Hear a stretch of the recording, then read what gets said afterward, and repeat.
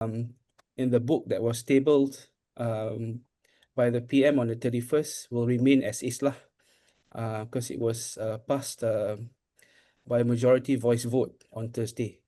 So what we resolved to do on the 2nd was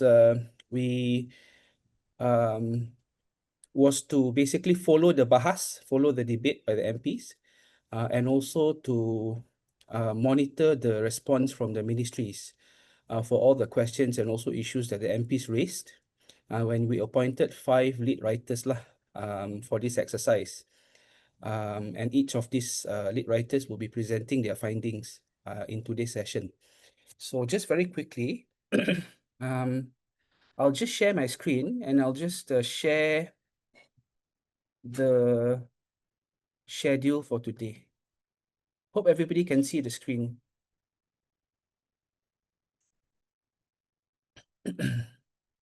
Okay, so we have a tight schedule. So within these 2 hours, we are going to make sure that we complete the task that you can see on the screen.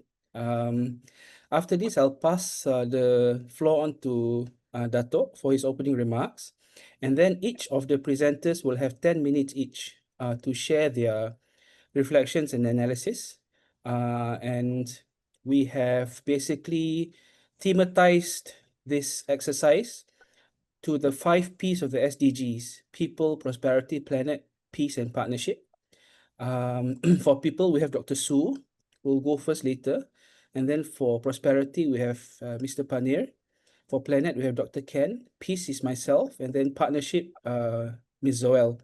After that, we'll have 25-minute intervention session. So anyone who'd like to raise any issues will be invited to speak. If there's any questions.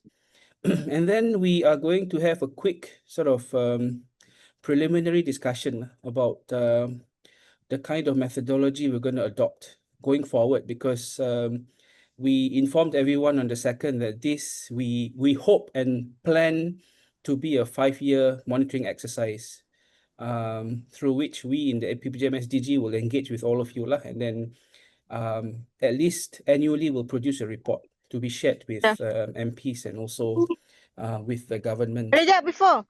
Tadi Mama dia bawa belakang pair of glove. And then after that, I'll invite Dato again to deliver his closing intervention. And then we'll end lah by noon.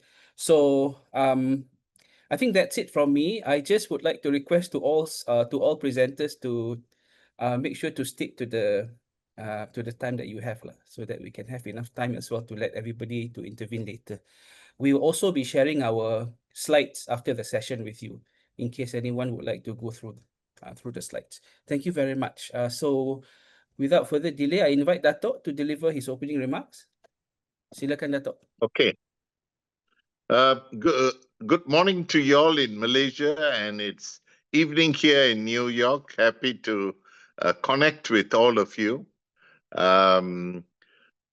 I think this exercise is an interesting and a good one, and especially as we try and work out the methodology for the next 5 years of monitoring. I have basically 5 simple points. I know others have some very good slides and analysis, and that would complement the discussion today and possibly lead us to some pointers. Firstly, I wanted to just comment on the parliamentary methodology in which the Prime Minister presented the 13th Malaysia Plan. And we had something like 161 MPs speaking over 8 days. And I think it's all recorded, both on video and handset. And the opposition leader got a significant period of time, I think almost an hour, to take his rebuttal. And then we had the ministers or deputy ministers giving some specific intervention or replies. Now, the one thing I couldn't work out at times were the interruptions. I call it interruptions. The other is MPs trying to ask a question while the minister was trying to speak or to interject. I felt sometimes it's better to let the minister complete everything and then the speaker gives a few minutes for people rather than interrupting. I think overall the methodology works well. I think there was possibly only one or two occasions where there was disruption. And I think the kind of reaction was in the context of Mitra, where there was questions on the Indian concerns. And it is quite interesting that the people who are asking some tough questions were from not from an Indian-based party. In this case, it was more PAS. So other than that, it was quite smooth sailing discussion using the methodology.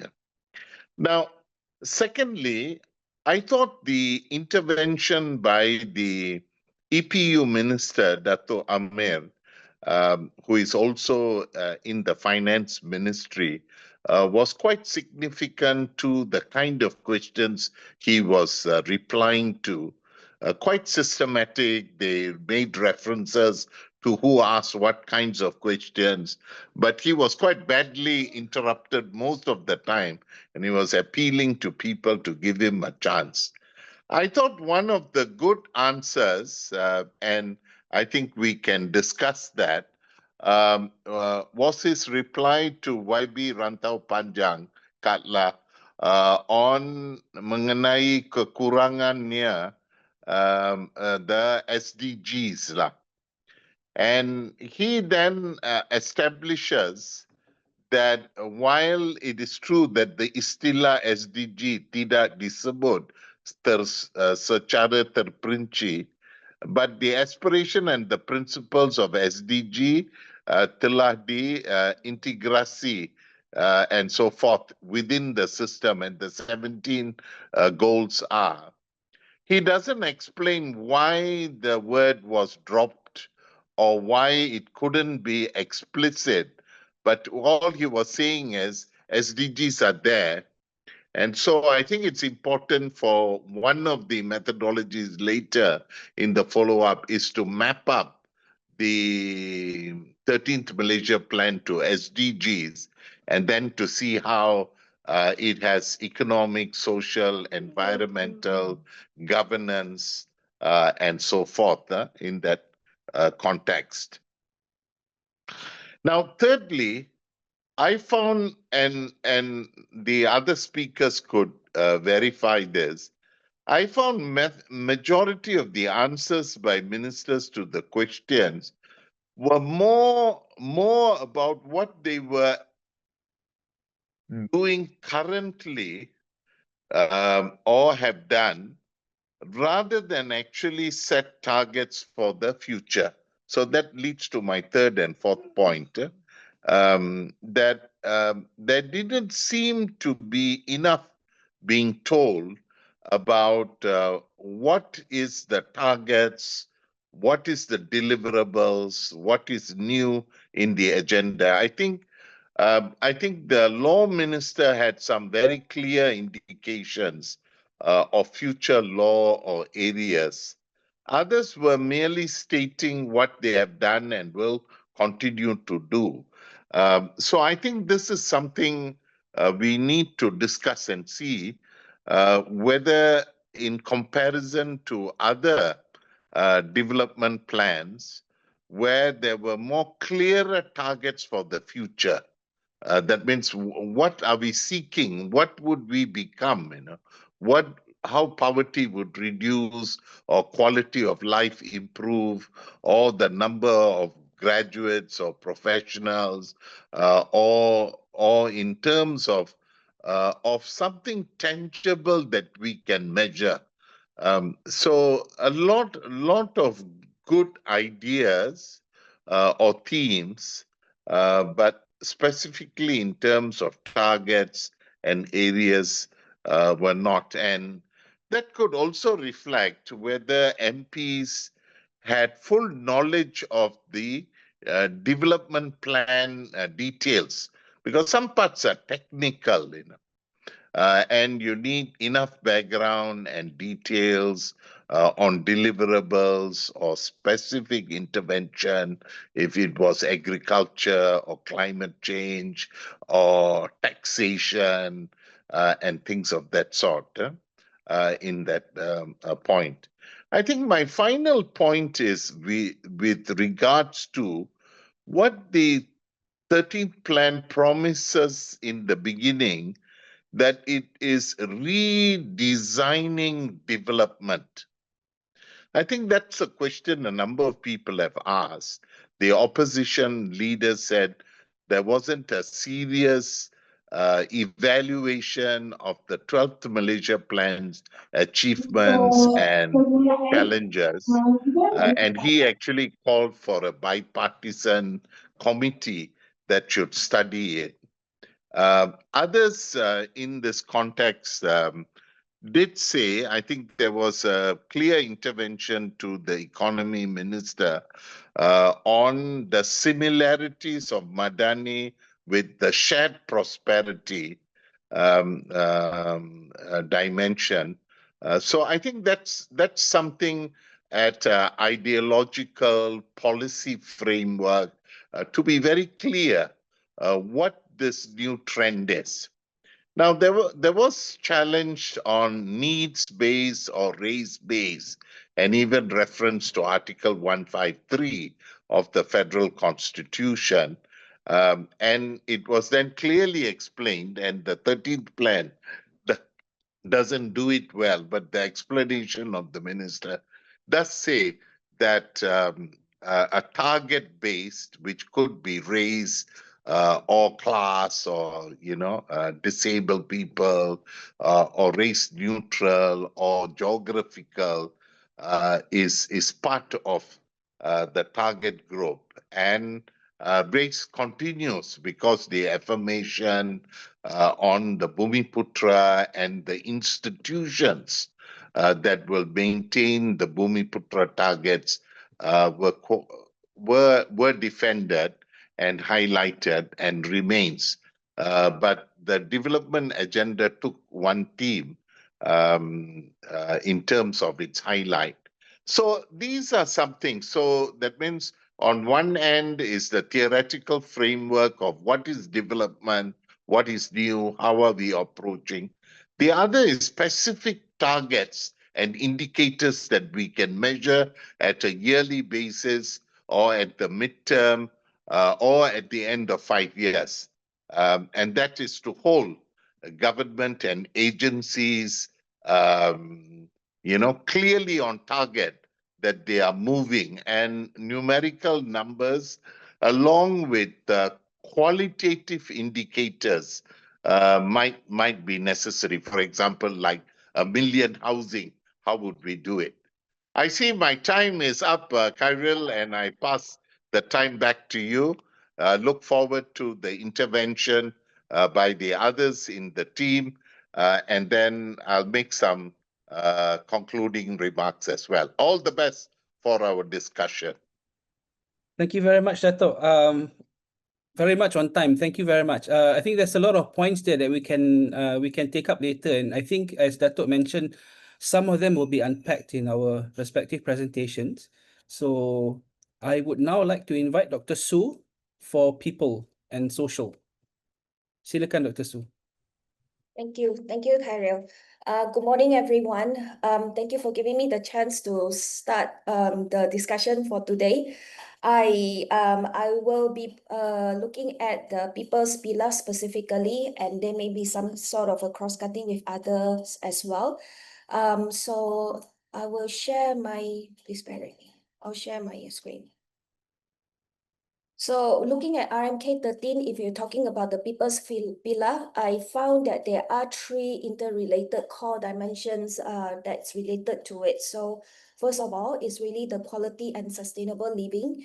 And then we are talking also about the high and equitable income and sustainable environment to make this feasible. And then there are 14 priority areas that include the labor market reforms, the health and education reforms, regional development, including Sabah, Sarawak, green and blue economy, silver economy, especially when we're talking about the aging population, and also the decent life and food security. For these people pillars, just to highlight or rather to remind all of you again, it is really to look at 5 SDGs, SDG 1, 2, 3, 4, and 5. So let's look at what the Prime Ministers have to say from the very beginning when you're talking about poverty.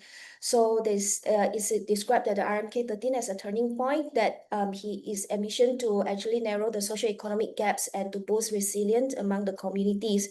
So he highlighted the fact that there are still income inequality, the limited fiscal space, and slow structural transformations. Then the RMK 13, I think something that is worth highlighting is the fact that he also mentioned the extensive needs for stakeholder inputs, especially the ministries, the civil society, and as well as the public. I think that Dr. Dennison has also highlighted about the need-based approach over the race-based policy. I understand that there are a lot of these debates around this approach, whether it is feasible, what are needed, and etc., which I will try to cover the best that I can for these 10 minutes. But it is really something that is, I believe is a highlight for everyone. Sorry. So there are also target groups support for the marginalized communities. I think this is something that's very close to the heart for APPGM-SDG, especially when you're talking about Orang Asli. The revision of the Orang Asli Act 1954, I believe personally that is very much needed. So we will look at how is it that the revision can be done and how is it that it can impact the Orang Asli. Of course, we're talking about the Bumiputra as well, which Dr. Dennison have highlighted a little bit. I am yet to look really detailed in this Putra 35 and how is it that actually help the Bumiputra.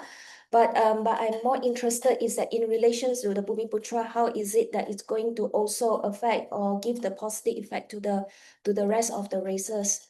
Then we're talking about the Sabah and Sarawak natives and the Chinese and Indian communities. So I only highlighted a few key points from the ministries which I believe or which I managed to tune into that is related to the peoples. Like for instance, we have Dato' Fahmi Fadzil talking about the downstream industry, how is it they can raise the household income, how the emphasize the importance of value creation and income adequacy. And he also called for the focus for blue, green, and also silver economies. And for the domestic trades and cost living minister, Amizan Muhammad Ali, he's also talking about the cost of living pressure, the micro enterprise, and the local to global retails. I think it's worth highlighting at this point that when we're talking about poverty, as you can notice from the ministries, is they are still really pretty much revolve around the whole idea about income. So all the things that they have highlighted, I'm not saying that only it is highlighted in RMK 13. I personally believe that RMK 13 do address the needs to look at multidimensional part of the poverty, but for the ministries itself, the rhetoric is still pretty much revolve around that. How is it that we can raise the income for the communities? So I have also highlighted some of the response from the MPs, such as the proposed creation of the National Transformation Commissions to audit the past RMK cycles, which I think it is something that I do agree with, because there has also been mentioned saying that why are we not reviewing the RMK 11, RMK 12, the performance of it? And I believe that our PMX did mention that it is really it is because not maybe it's not PMX, but maybe it's Dato' Rafizi did mention that it only makes sense to delve into RMK 13 because they don't really have time to really evaluate RMK 12 before they go into 13. That's why the midterm RMK 12 is actually very important to gauge the performance of the RMK 12 and then to get the feedback before they go into the 13. So then we have the Bangi MP that's saying the tax incentive for the public transport. As you can see from here, most of the MPs, at least from what I have captured, I'm sure it is not comprehensive, most of the time it is really the need base of the community. It's more of a grassroots, the what are the things that need to be improved, and it's more of a practical sense that's happening on the ground. So like Nick Nasmi also mentioned about the integration of government preschools under the education to streamline the early childhood educations.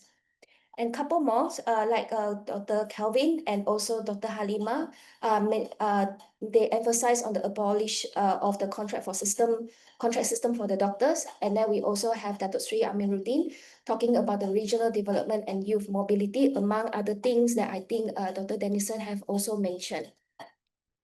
I try to align RMK 13 targets with the SDGs. I believe that I think what Katla mentioned during in the parliament, it's really important. I think this is something that we have all also picked up about the fact that the RMK 13 doesn't really give the highlights of the importance to the SDG as much as how they did it in 11 and 12. So I also do this in the sense of curious about what is it that has been done. So as you can see from here, a lot of these the things that are highlighted, especially regarding to the people's pillar in the RMK 13, do align with the SDGs in a stronger sense if we synthesize the whole document together. I won't go too much into this because of running out of time. So I have also written I just do like the highlights of these the RMK 13 targets with the SDG. I heard that the slide will be shared, maybe something that you can have a look at it in more details later. I would want to spend some time to look at the analysis of the RMK 13, especially in relations to the APPGM-SDG work. So some of the things that I have picked up, I mean, quite glaringly, I'm sure that a lot of you have also noticed this.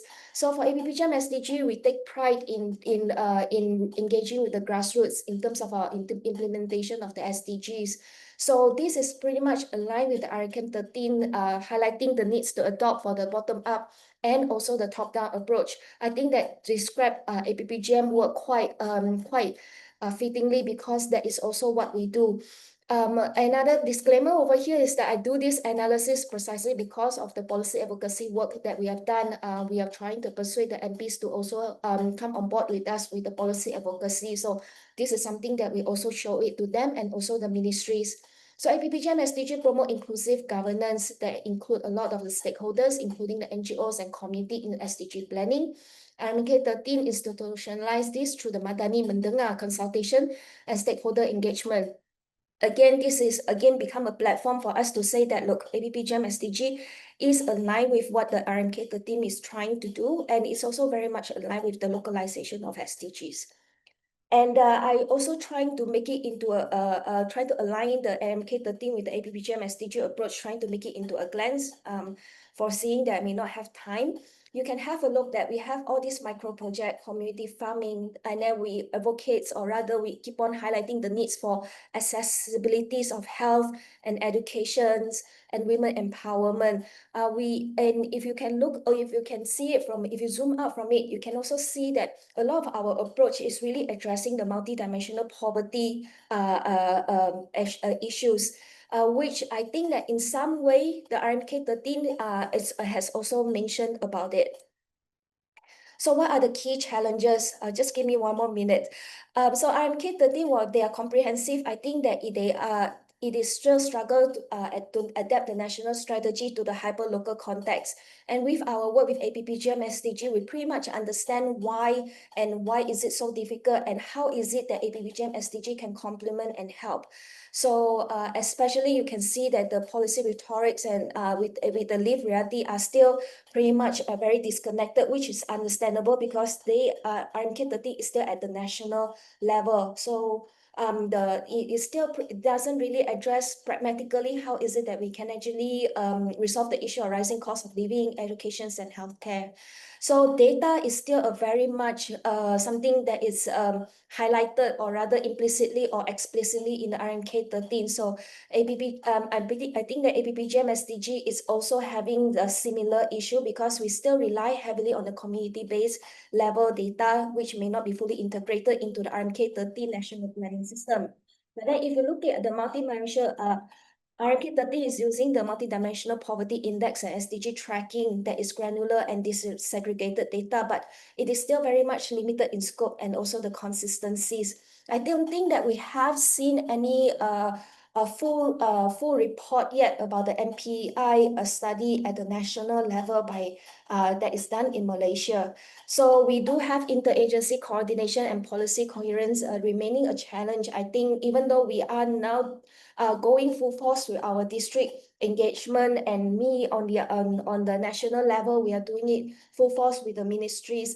We can see the challenges more and more clearly, but then to address it is something that's still an ongoing effort. So funding and resources allocation, APPGM-SDG, we are still grant dependent and then may still face the sustainability issues. As we always say that we don't want to promise what is going to happen next year because we don't want to make the assumption. And then RMK 13 allocates 611 billion, but ensuring equitable distribution to support the local SDG initiative is still very much complex and politically sensitive. So critics also notes that insufficient support for the SME and that SME and startup, which especially at the rural area. So the need-based approach must also pair with the ecosystem building to ensure equitable access to the capital mentorship and market, which is again a dimension that is still missing in the RMK 13. Capacity and also technical expertise, many local actors under APPGM-SDG still lack the technical capacity. We are doing a lot of work on the ground in terms of training them, handling them, doing the mentorship, but it is an ongoing effort. So, but then RMK 13, it gives a lot of emphasis on the AI, robotic, and also computing, but I can't help to wonder how is that going to trigger to the rural and also the remote area. So, and then there's this ambitious goal. Ambition is always good, but then how is it there's how do we implement those? And the policy and practice gap, I think is not new for us. I'm sure all of us would know. RMK 13 outlined the bold reform, which is very encouraging, but then the execution gap is still persistently lacking. And then APPGM-SDG, though we success in a lot of way, but we still need a very responsive governance for us to work on our work more effectively. So that is something that we are still working on. And there is also the concern about the merit-based aids. When we talking about need-based, we will also be looking at the merits of it, but it may also undermine by the patronage system, which I think we experienced this before. And the transparency of management is very much very important. Yeah, that's all from me. Thank you. I do know that there are still some lagging dimension or some gaps to it, but I am open to hear more from all of you. Sorry to take up so much time. Thank you. Thank you very much, Dr. Su. Thank you. I just came back from Bangkok for the ASEAN Multi-Stakeholder Forum because you mentioned about the strength of our work. It was quite touching sitting on the floor and seeing Pusat SDG actually crediting us for all the works we do. They showcased a lot of our stuff during their presentation. Thank you very much. So if there's any questions, just hold on to them first. We'll open the floor later after the presentations. I now invite Mr. Panir for prosperity and economy. Silakan, 10 minutes. Thank you, Dr. Karel. Good morning, everyone. Let me share my slide. I've got the two. Okay. If you can see my slide. Yeah. So, okay. So, in terms of prosperity, we actually covering SDG 7, which is the clean energy, SDG 8 on decent work, SDG 9 on industry, infrastructure, and innovation, SDG 10, reduce inequality, and there's also SDG 11, which is the sustainable cities. So on the livelihood and also economic development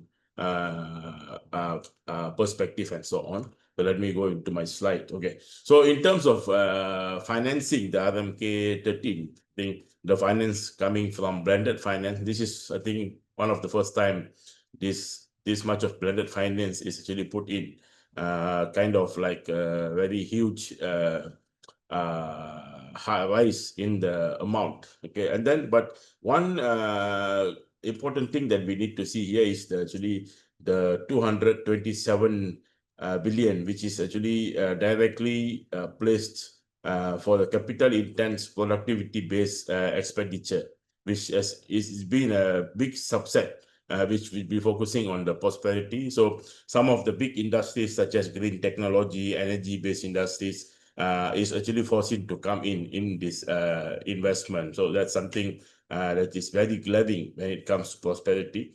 I'm agreeing to actually Dr. Denison's points where the arguments that actually placed by MPs not much up to the substance. Not all, okay. Of course, some caveats are there. Not all. Like Kuskop argument was fantastic on the talent development and so on. But I think there is a gap in between the debates, the substance of the debate. Maybe the MPs can look into whether they can get those points from the public, whether they open engagement with public first with their constituents before they go for debate and so on. But at the reply end is also something that Dr. Denison highlighted before on the substance of the reply. Okay, whether it's like is it like enough? Okay, government is actually replying that they are doing currently so many things. But my question is always, is it enough? We have actually moved into bigger challenges. Post-COVID challenges is still up, but whether what we are doing now, is it enough? So that's on the prosperity overarching things. But I think in overall, the pillar has actually covered many greater challenges. I think regional gaps are the key. Productivity, I think mismatch of jobs are actually key that we have to work on. These are all addressed in the discussion by the ministers. Skill work shortage, STEM and TVET. STEM, I think, is suffering the most compared to TVET. We are actually losing civil-based engineering knowledges and so on. If I'm not mistaken, the planning and development sector is actually one of the sectors most affected with actually less employment and all. But those graduates coming from regional planning, town planning and development degrees are actually finding hard to secure their jobs and so on. And then apart from that, yes, of course, MSMEs, okay, micro, small, medium enterprises.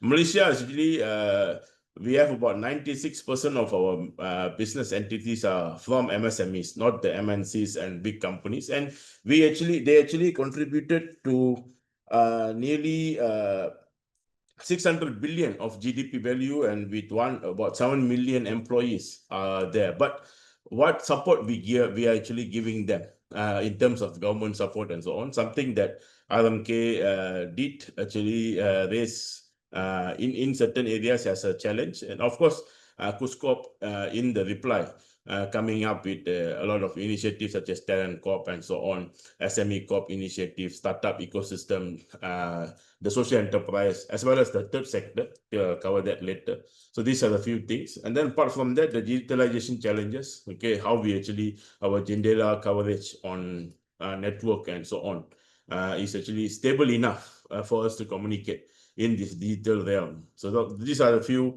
prosperity-related challenges. I think the picture there is our own picture, where one of our staff is doing multidimensional poverty study in Sabah. They have to actually go through a high rising river. I think the water is at the tire level. So these are the few what we call as dualistic economy or regional gaps that we have in terms of accessibility and so on.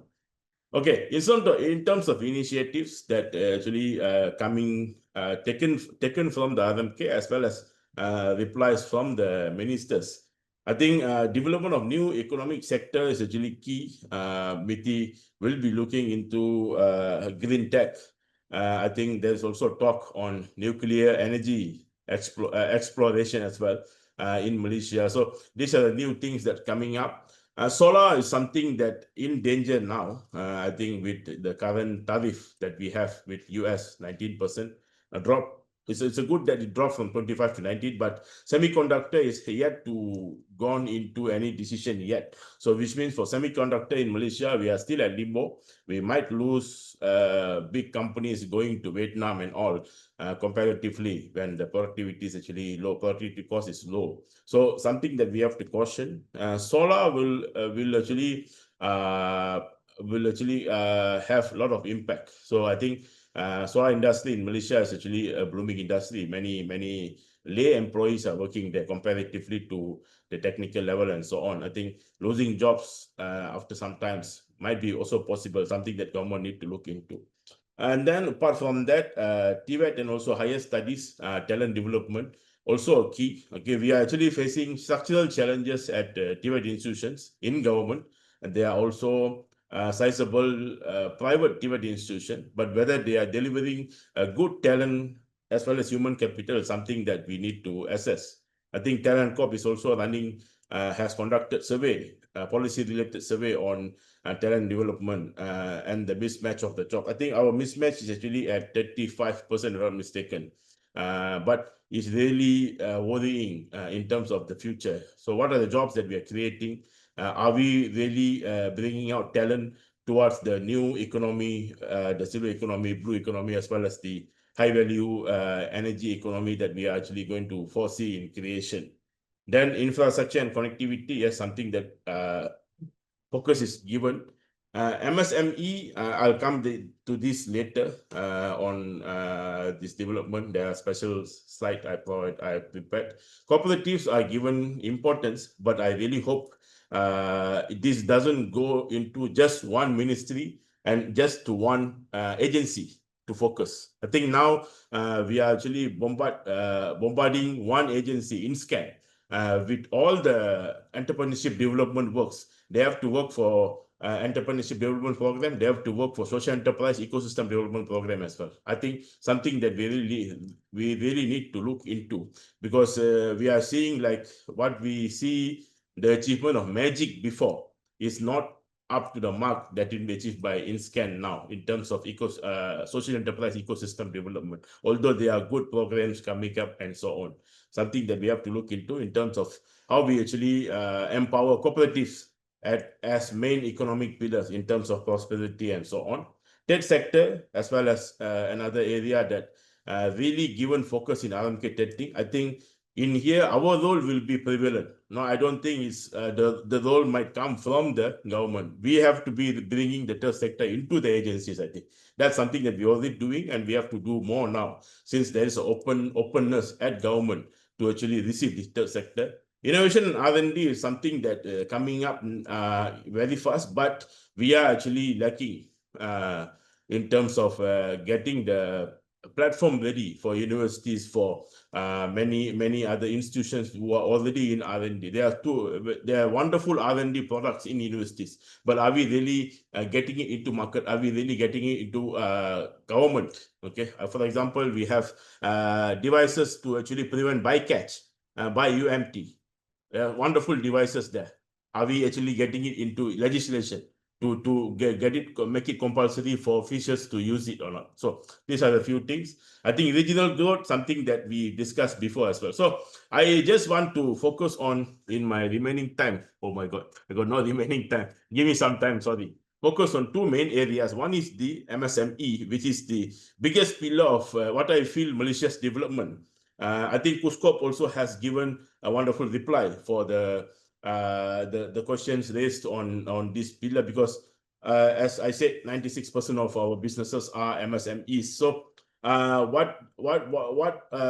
moving forward, what they can do actually that will bring in good prosperity related development for the people in terms of economy is actually the cooperative sector development, as well as the third sector, social enterprise and so on. These two are key development areas that Malaysia can look into in terms of MSME, because I think social enterprise in the rural, as what Dr. Su mentioned just now, rural development is key in terms of developing the cooperative local leadership as well as the social enterprise.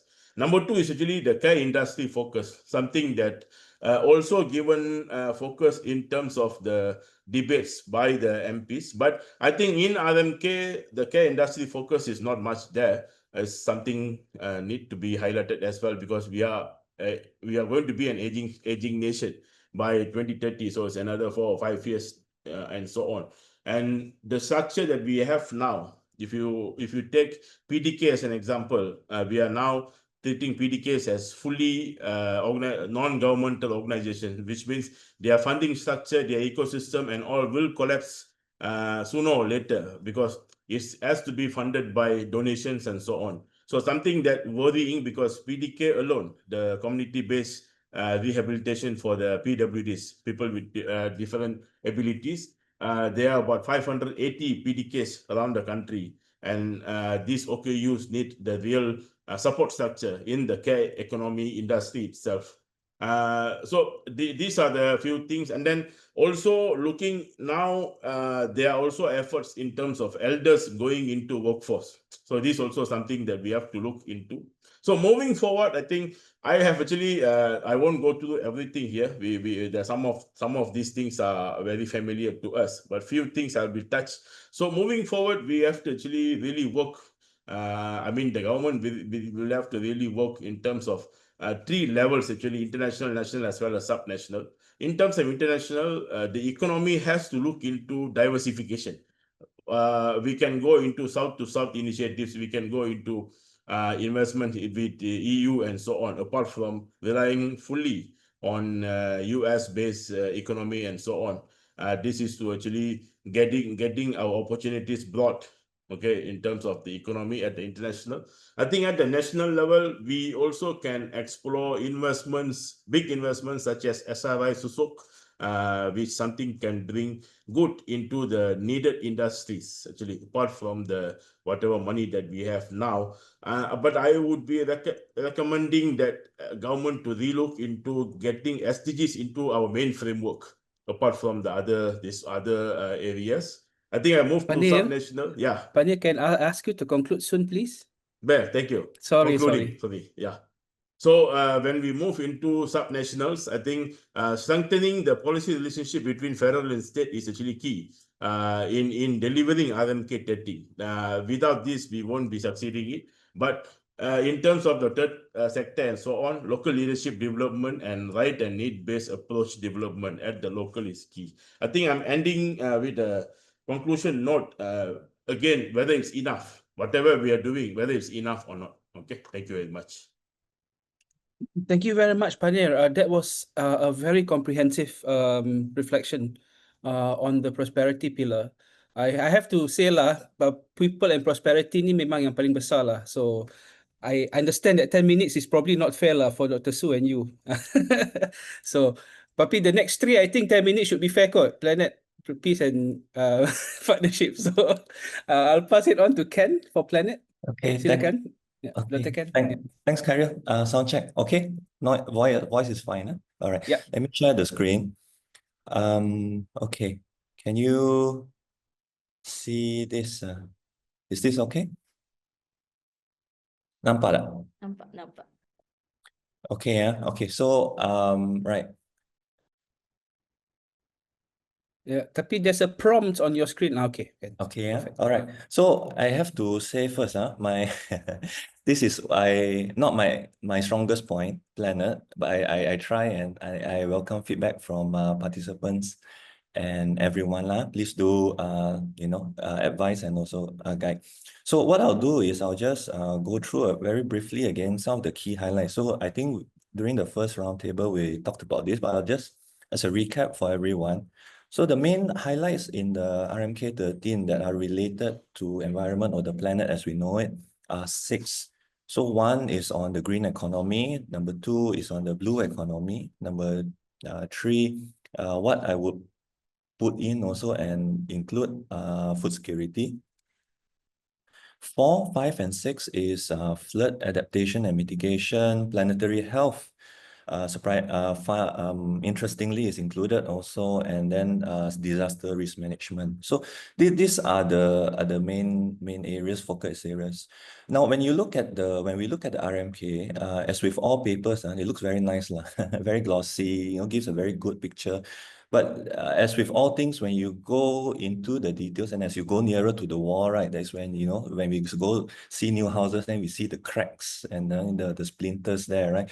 So as you go in further, then you realize, so for example, these are a lot of numbers that are given. So for example, green economy. So these are the numbers for green economy, the existing pencapaian, kemudiannya sasaran.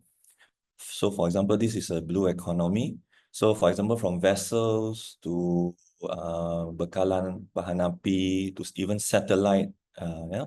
And then when you go to food security, of course, they have the breakdowns according to ternakan, ikan, padi, dan sebagainya lah, right? So this is for flooding, and this is for planetary health, and this is for disaster management. I just want to bring this to your attention. I think we don't have to go through, and it's just for everyone's perspective and broad view. What my concern is, and when we have numbers like this, is we don't actually know what we are talking about. And I think the roundtable that recently Dr. Su's team organized was a good indicator and good representation of that, because usually when we engage, if I may, Dr. Su and also Dr. Khairil, when we ask government agencies and ministries what have they done, they outline all the initiatives. But I think what is our concern is always what is given, what is needed, and what is the shortfall. This is actually usually not elaborated, but these are the important points. So figures like this, while important and it outlines the 5-year goal, it doesn't actually give you the specificity or the materiality of it. And this is what I mean by the specificity. Now I'll go through that. So when we look at the debates, right? So there were 161 MPs that debated 8 days. And then 29 MPs debated on things that we know as related particularly to the environment or planet. And then there are 5 key themes, or I would suggest that 5 key themes that are derived. So one is, for example, on rare earth. So these are the MPs that talked about rare earth. So the list is non-exhaustive. I'm sorry, I didn't manage to go through every of the handset, but these are just give everyone a broad view. So these are the MPs for rare earth. This one is for climate change. This is for floods. And this is for coastal erosion in Sarawak and in Terengganu, right? So 5 key themes and food security. So from Keningau to Paribunta to Tenom to, okay. So what I want to try to share, and what to me was very glaring, and with all many cases, now I'm having an issue with policy discussions and also district or maybe ministerial meetings, is the disconnect between the specificity and the concreteness of issues, and also the plans. So the plans are very nice, give very good buzzwords, blue economy, green economy, but when you look at the MP's reply, they are very specific. So for example, I just took out the handset extract of the MP of Beaufort in Sabah. You see, when we look at the response or the debate, it's very concrete. So now we are beginning to wonder, how do we align or how do we match the concreteness of an issue and the plan that is outlined? So where do we draw that connection? So you see, she outlines, it's very concrete. 5 times there's been flooding, there's some mitigations plan, there's a lot of things, but some places, so even the place and the locality is defined. Sungai Klias, for example. Of course, you will definitely get this from MP, because the MP, and as we know in APPGM, this is what we do. So we have a very concrete view, but there's a disjuncture there.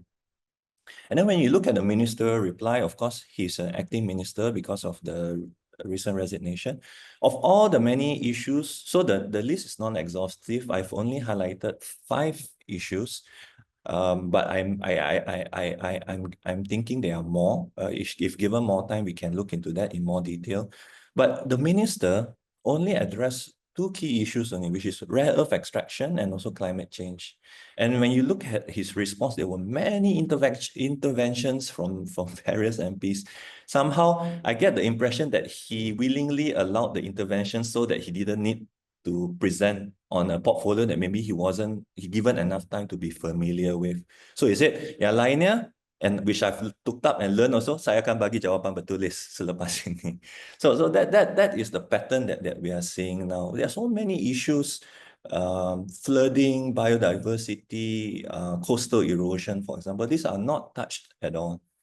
So when we go to the analysis and challenges, so number one is, again, going back to what I started from earlier, is good in theory, but is there a disconnection and disjuncture, or dissonance with what is actually happening on the ground? So this quote here is taken actually from the beginning of the debate by the MP for Wang Semaju, yang telah dapat menyediakan satu dokumen yang futuristic. So my issue right now with all these papers and policy papers is it is too futuristic and too far ahead that it flies above people's head. So what do we mean? I think we've had plenty of this experience, even when we go down to the communities, right? People ask, what is SDGs? What is social? What is, things like that. So it's a very glaring and jarring reminder of how policy papers and, like I said again in the first roundtable, it's written by academics or written by theoreticians, And then number two is, of course, if you look at the prominence of these themes on environment and planet, rata-ratanya you will see that it is invoked by those MPs, or perhaps it is also because of the proportion, but it's also invoked by all the MPs on the rural again. So it's not only the social economy that's important in those areas, but also the environment.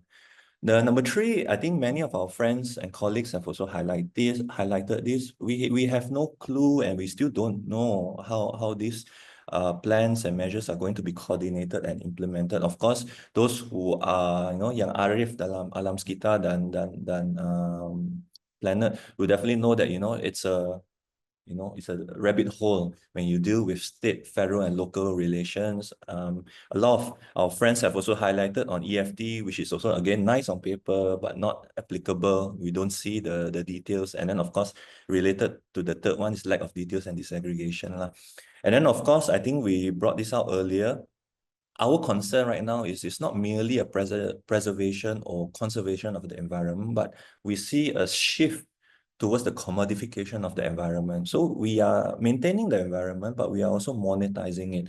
And that shows, to me, a more severe and serious problem we have now, which is, I think, the government has very, very serious fiscal challenges and is trying to balance different considerations. So on coordination, so again, I extracted out an excerpt from the debate of the MP of Tenom from Sabah, which suggested that we need to have a Jawatan Kuasa Pemantauan Parlimen so that we will be able to track what is happening and what we are doing. So as I said earlier, what is given, what is needed, and what is the shortfall. That is usually not discussed in our policy conversations. So some reflections, I'll just end with this. I think we should look at other countries also, for example, like China, in Latin America. What do we learn? What do we want? I think importantly in China, there's also a part where we say, okay, what is the China we want in 5 years' time? We don't have that, for example, or at least not clear. And there are no layout plans, for example, okay, where are the areas we want to conserve or we want to empower, like, for example, this. So I think that's all. I want to end with that. And I think I welcome any advice and also suggestions on how we can improve. Thank you very much. Back to you, Karen. Thanks. Thank you very much. Thank you very much, Ken. So a lot of points, not only on environment, but also on some very fundamental issues with the document. I think that allows me to actually go into my own presentation really, really well. So let me just share my screen. So I'll be doing peace and governance.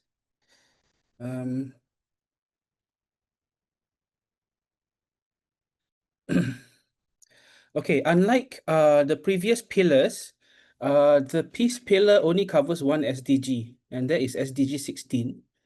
So the task on my shoulders, I guess, was less daunting lah than my colleagues, my first three colleagues.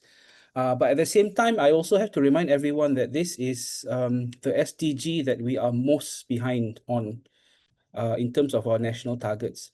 And that's even with the fact that we are actually not tracking many of the targets. And in general, a lot of the targets in SDG 16 are less tangible and also less material than the other pillars. So a lot of them concerns access to justice, concerns a variety of human rights issues. Like I said, many of which are actually not tracked until today lah. So that's one of the things that going forward, we at APPGM-SDG also want to try to cover a bit more and try to contribute to the national discussion in SDG 16 lah. Okay, so in this 10 minutes, I'll just try to cover this 4 things. First, I'll try to give my overall impression of the process since the tabling of the document on the 31st July. And I'll also present some highlights for the peace and governance pillar. And just as Dr. Su did in hers, I'll try to show how some of these highlights are aligned with specific SDG targets. And then I'll offer some of my own analysis of those highlights.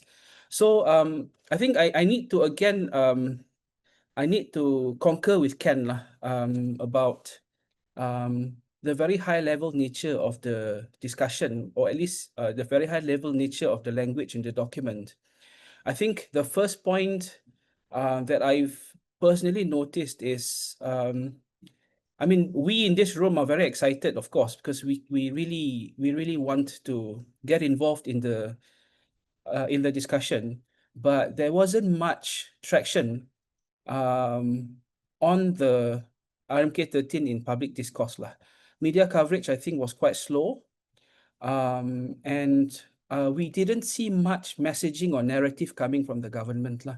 Despite all the discussion about, you know, digital communications and all that, you don't see much, for example, social media content that are curated basically to appeal to the layperson, just to make sure that, you know, everyone gets what's being discussed and debated in Parliament. I think that's my first observation. Everyone else can let me know lah if you agree with this. And then the other one is with regard to how MPs have analysed the different issues in the document during the throughout the debate process lah. I think I have to concur with Dato' on this point. A lot of what's been discussed in terms of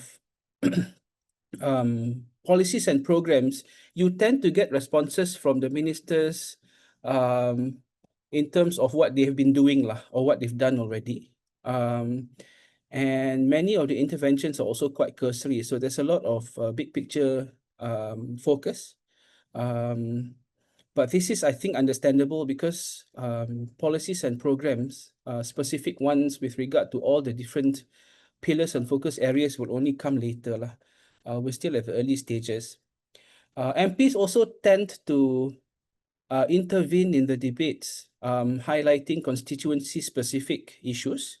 So they'll focus on local challenges in their respective areas. So for peace, for example, I can recall when the Home Minister was talking about improving dilapidated facilities, like police stations and all that. One MP stood up, I think it was MP from Tumpat, highlighting IPD Tumpat, for example. So there's a lot of focus on their respective areas, which is what MPs are meant to do also lah. The other one is, at least for the governance or for the peace pillar, a lot of the discussion was very much driven by the issue of the day. And that issue of the day, especially towards the second half of the debate, is the case of this little girl Zara in Sabah. So a lot of the interventions were coming from the MPs to the Home Minister, asking the Home Minister about what the government is doing with specifically that case, of Zara Khairina, that girl who died in her school compound in Sabah, and also more generally on bullying. So this basically kind of drove the interventions that were coming from the MPs. So I've mentioned KDN Minister. KDN is basically the line ministry for SDG 16. So it's important for us to monitor what sort of responses that's coming from KDN. But the other one that's also key for SDG 16 is the Law and Institutional Reform Ministry, which is a ministry under the PM's office. So I'm just going to focus on the highlights coming from both these ministries. So I'll just quickly go through the KDN's one. So there are three basically broad themes which was covered by KDN in response to the questions that were raised by the MPs. One is related to security and crime. The other one is on immigration, and then citizen registration. So there's a lot of discussion surrounding what kind of action the government will take in responding to border security issues and so on. So these are some of the highlights that were coming from the ministry response, many of which are quite general, but they've also highlighted some things that's been done already, including, for example, introducing the AKPS, which is an integrated border agency comprising of immigration, customs, and others.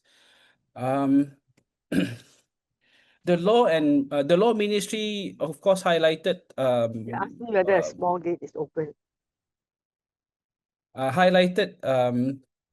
their responses that's related to law and institutional reform, criminal justice reform, commercial law reform, and good governance basically there's a long list of what's been done already by the ministry and also what's in the pipeline And I think the key emphasis that was coming from the ministry was that there is political will on behalf of the government to basically undertake all the reforms that are needed. But also there's an emphasis on patience because there's a lot of stakeholder sort of engagement, and there's a lot of research that needs to be done. But a lot of these changes are basically in line with whatever the current government has promised also. So they've basically just packaged all these changes to be in line with the 13 MP promise of governance reform. Okay, this one I'll just go through very quickly. I've tried to map all these highlights onto specific SDG targets in the absence of the document's own mapping And this is something, as Datuk mentioned, something that we should probably try to do going forward as well. Many of the targets from SDG 16 are basically relevant to all these highlights that were coming from the debates, both from the KDN side and also from the law ministry side. But as I mentioned, some of these targets we don't track nationally. For example, 1610, ensure public access to information. This one we don't have a tracking or we don't monitor. But at the same time, the Freedom of Information Act that the government wants to enact basically maps onto this target. Okay, just a quick analysis. There are some positives that I see throughout this past couple of weeks. One is, and this is in relation to our work at APPGM. One is this undertaking that there's going to be better interagency collaboration, which is something that I think, broadly speaking, we have been calling from APPGM for a long, long time, because a lot of the problems we see on the ground, we feel have been caused by this lack of coordination. But of course, the KDN's response is very much specific to their own operations. There's a lot of discussion about corruption crackdown as well. I'm hearing the music now as well for myself. And also there is an openness to actually discuss amending citizenship laws, which is quite refreshing compared to maybe previously lah. Law reform as well. The law minister very, very clearly states that the government's aim is to make sure that we will broaden people's access to justice. And this is something that speaks well to the work that we do in APPGM as well, because folks who live in the interior areas, for example, will have a better access to justice system because of some of the changes that are being done. One of which is mobile courts in rural areas to handle issues that are more local in nature, and also other changes that are coming in as well, for including making sure that there's legal aid and support for both criminal and also civil cases. And of course, the Freedom of Information Act, if it's tabled and if it's if it's passed, then it's really good news in terms of enhancing democratic participation amongst people at local levels. So everyone can have a say, at least in theory, on governance matters. I'll just take one quick minute on to highlight some gaps. There's there's a discussion in the document about enhancing alternative sentencing and also second chance for criminal offenders. I think this was not raised by the MPs and wasn't raised also by the KDN. But on a positive note, just yesterday the Drug Dependence Act amendment, which was passed last year, came into effect, and this actually gives room to the enforcement agencies and also to the courts to actually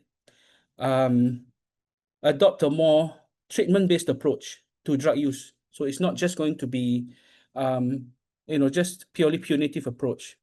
I think there's also a lot of discussion about enhancing the rights and the welfare of foreign residents, for example, foreign spouses or married to Malaysians, migrant workers, and also refugees. But I also have to highlight now that the Human Resource Minister defended the minimum wage for all, including migrant. But migrant workers, this was in response to one MP suggesting that migrant workers should not be subjected to minimum wage lah. And also finally addressing regional imbalances, which Dr. Su has highlighted, Panir has highlighted, and also Dr. Ken has highlighted. I think the response from the economy minister was very good, but it's very, very economically oriented. I think there's a governance side to it as well.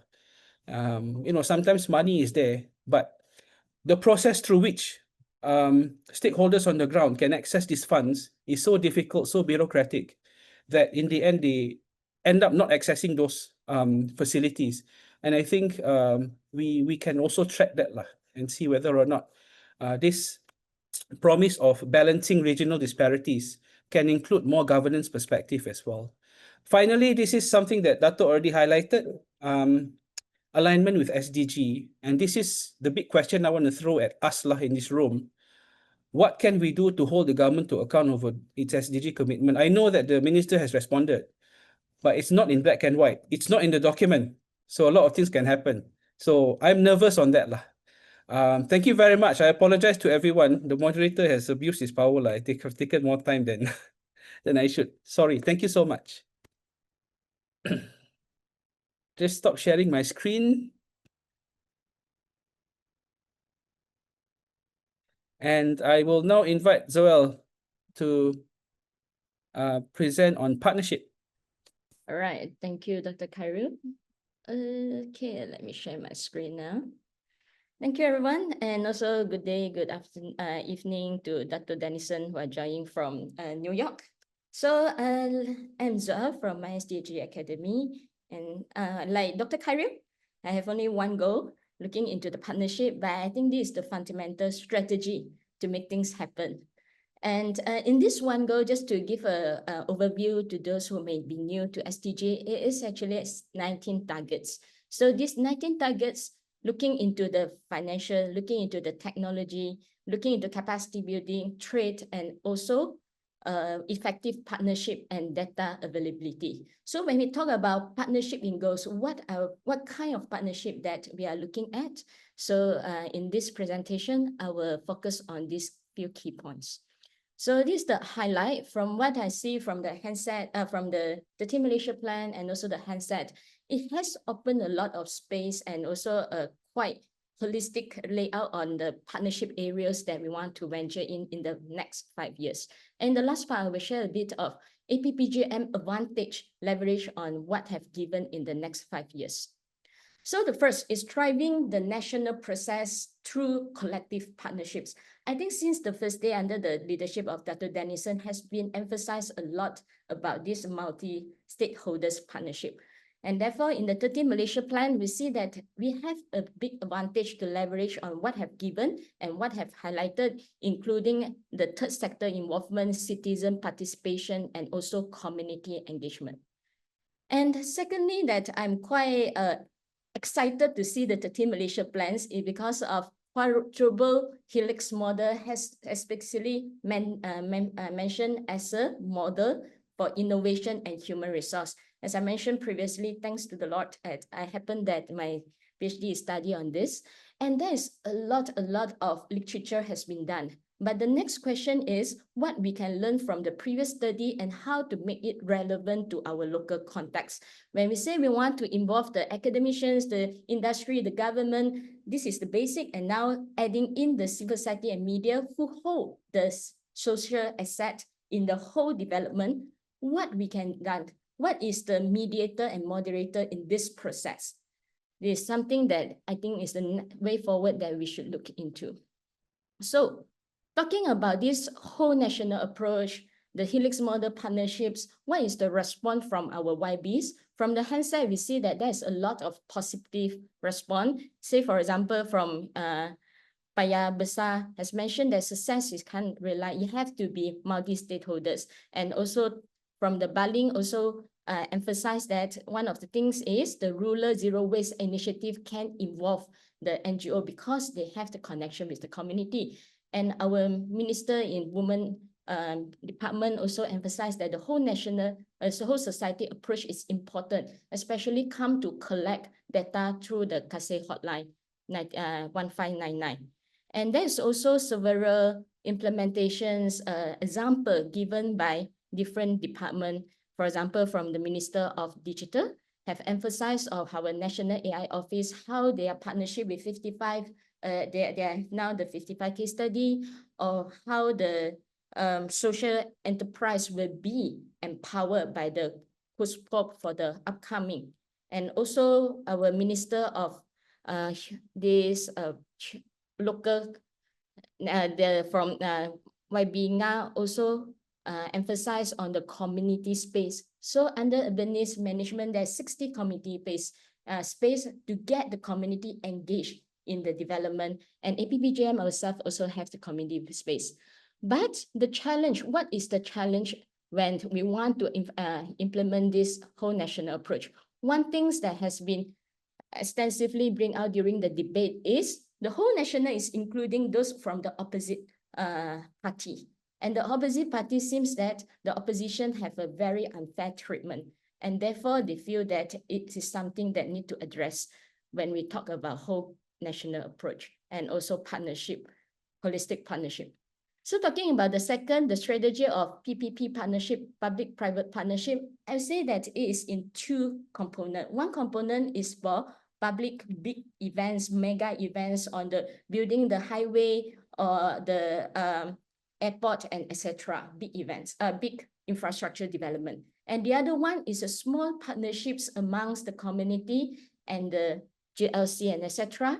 in terms of providing alternate sourcing. So we can see that in the 13 Malaysia plans, it is stated out that maybe we have 61 billion private financing.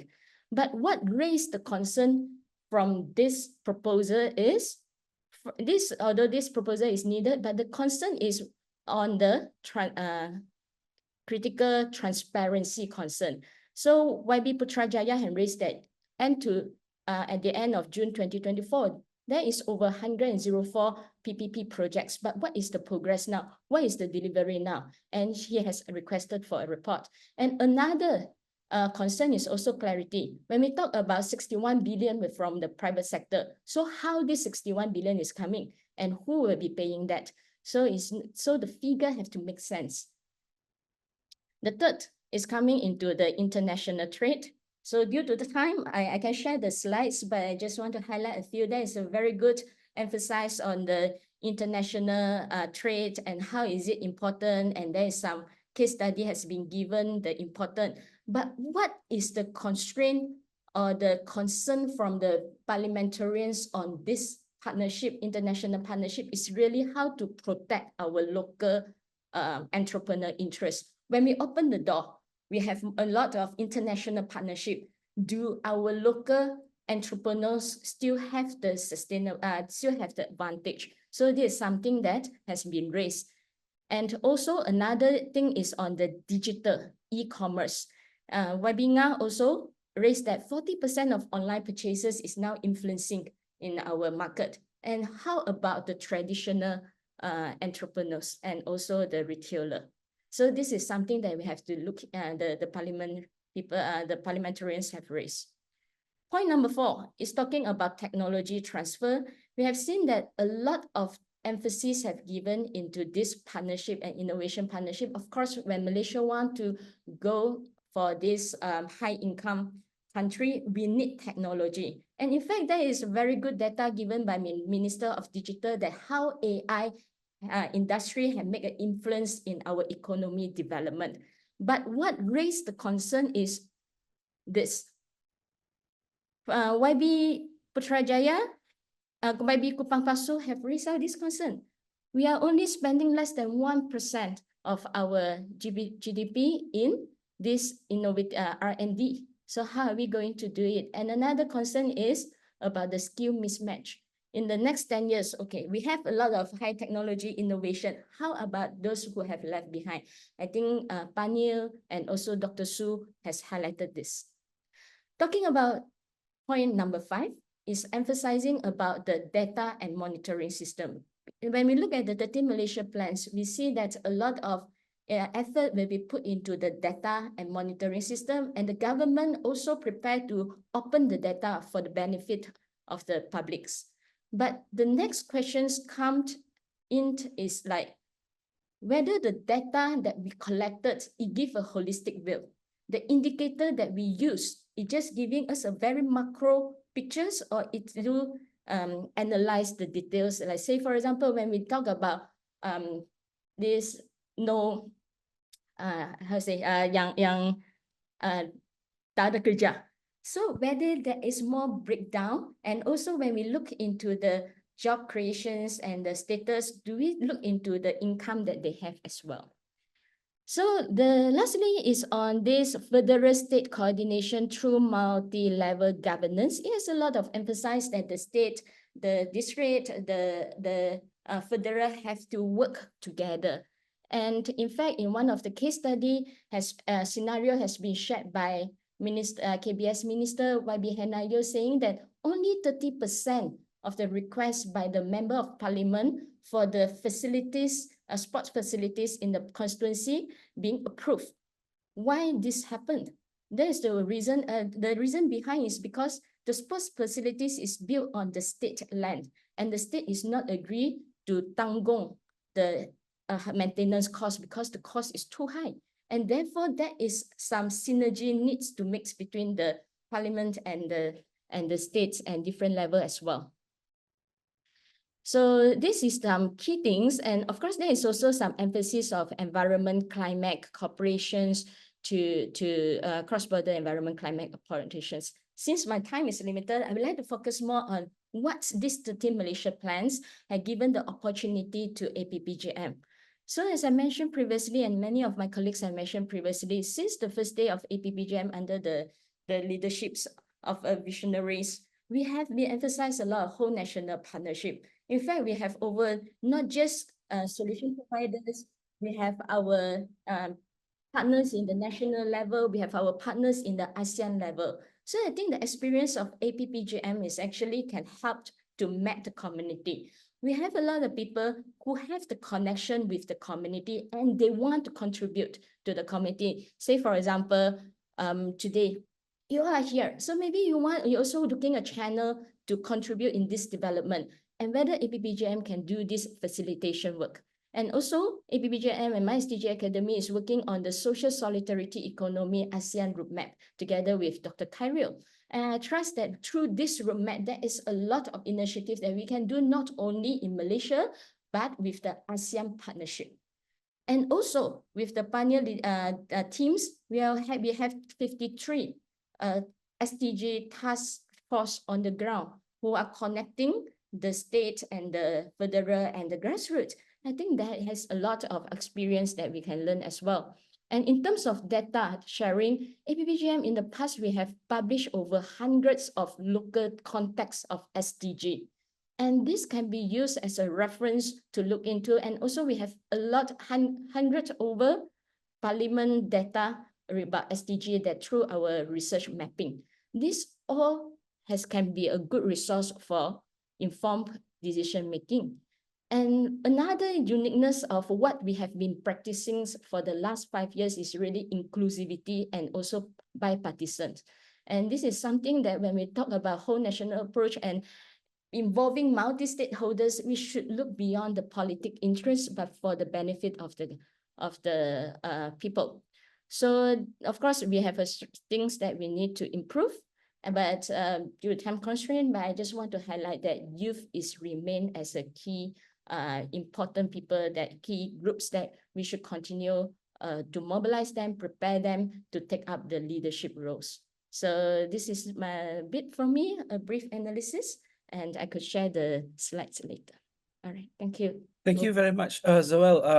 Zoel has ended our presentations on a high, because I think she's highlighted a very key thing about how we're monitoring SDG data.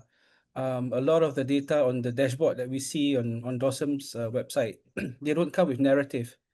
But it's good to see MPs adding, to this, asking questions, for example, about PPP and all that. Also, Dr. Sam's concept of cooperative federalism, I think, is worthwhile looking into. I actually had a poster from his Facebook page. I think he also wants to push this, because he's also the MB of Terengganu. Thank you so much, Zoel. So we can now open the floor for interventions and also Q&A. But I think I would like to just take up Lieutenant Colonel Morgan's points first. I have discussed this separately with Dr. Ken, but Dr. Ken is our Director for Constituency Coordination. So I'm just going to give Dr. Ken perhaps a minute to let us know about what we've done to cover veterans issues. And then we can also, my quick response to Lieutenant Colonel Morgan is, maybe we can look into how we can include veterans issues in our monitoring going forward. I've had a look at the RMK document, memang tak ada sangat lah. Veteran is only mentioned once actually. Go ahead, Dr. Ken. Thank you, Khairil. Good morning, everyone. Just a very quick and brief one lah. Yeah, the target group or kumpulan sasa of veterans, I think they are very important. Unfortunately and fortunately, we've only managed to somehow the issue has emerged this year. There are 2 to 3 parliamentary constituencies, among others. One is in Lumut, which they have shared some of the issues. And I think Khairil has also previously maybe done some engagement and work on this also, right? So yeah, there are very serious problems and critical problems there related to pensions and savings and access to public services, post service and retirement. But I can share further, maybe not now, Khairil, maybe, but as Lieutenant Morgan said, we can arrange another meeting, or whether here in KL or in Ipoh, we can take this up further. And yeah, we will include that and refine our issues to then map it on the monitoring. Thank you, Khairil. Thank you, Dr. Ken. Any other panelists? Panir, ada apa-apa ke on veterans? Tak ada. Actually, I think I can concur with Dr. Ken. This year we really mapped in many places on veteran issues. like Lumut is one of the location, and recently in Apa. And then we are also taking up our micro projects, community development micro projects at both sides, the economic development, social development, as well as the community farming projects. There are number of projects we have taken up with veteran communities, because we did map quite sizable number of veteran organizations when we do our issue mapping this year actually. So it's actually a good start, but we can actually move forward in terms of bringing this as a team. Maybe if Dr. Su can go into, like, we can add on, because we, as we agreed before, JKM has many categories of 8 packages, and I'm very sure like veterans is not one of them actually. So something that we can look at it further on, Doctor. Thank you very much, Panir. Dr. Su, anything you want to add on veterans? Thank you. Yes, I think veteran it's increasingly become an issues that we have mapped over the years. The issues been highlighted since 2021. But I do agree with Dr. Ken, but then it's also acknowledging that there is a limitation with our issue mapping. When talking about veterans, on the one hand, we wanted to map them, but on the other hand, we also need to be able to reach out to them for us to be able to map them, because each of the kawasan are quite large. And we usually just spend 3 days to a week in the kawasan when we do the issue mapping. I also acknowledge that there is a gap, but moving forward, it is something that we will be looking into more effectively. I believe that during our RTD, roundtable discussion with the MP, this is also something that has been increasingly brought up and highlighted. But thank you for highlighting it again. We understand the importance of it. Thank you. Thank you, Dr. Su. Thank you as well, Lieutenant Colonel. I suggest you stay with us in our WhatsApp group, and we can continue the conversation. I now invite others, if there's any intervention, you can raise your hand and I can give you the floor. Or if you like, you can type your intervention as well and I can read it out. Anyone?